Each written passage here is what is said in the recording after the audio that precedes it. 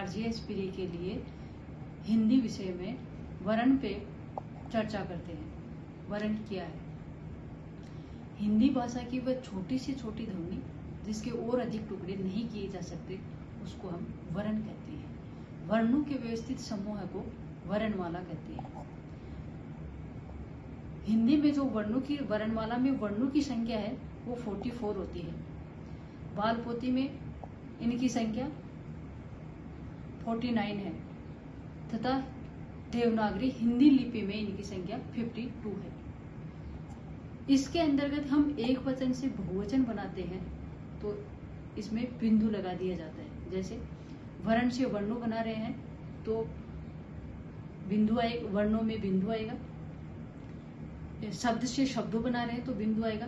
ता है, ती है का ते है बहुवचन बनता है और ते है में बिंदु आता है। मैं और नहीं ऐसे शब्द हैं जिसमें हमेशा बिंदु आता है। स्वर, स्वर क्या है? वर्ण के दो भेद होते हैं, एक स्वर है और एक व्यंजन है। स्वर क्या है?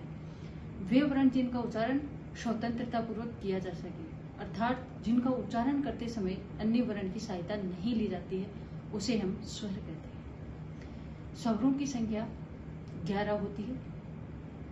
मात्राओं की संख्या इसमें 10 होती है। ए एक ऐसा स्वर है जिसमें कोई मात्रा नहीं होती है। 11 स्वर कौन कौन से हैं?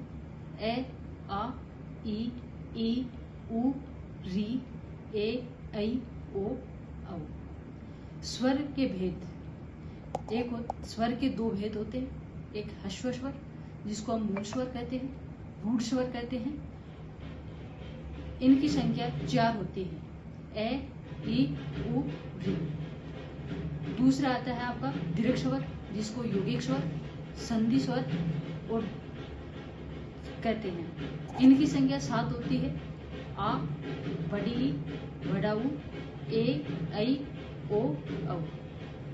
संस्कृत में ह्रस्व स्वर की संख्या 5 होती है। इसमें एक री आ जाता है और दीर्घ स्वर की संख्या उसमें 8 होती है, यानी बड़ी री आ जाती है। अब आते हैं आपके व्यंजन।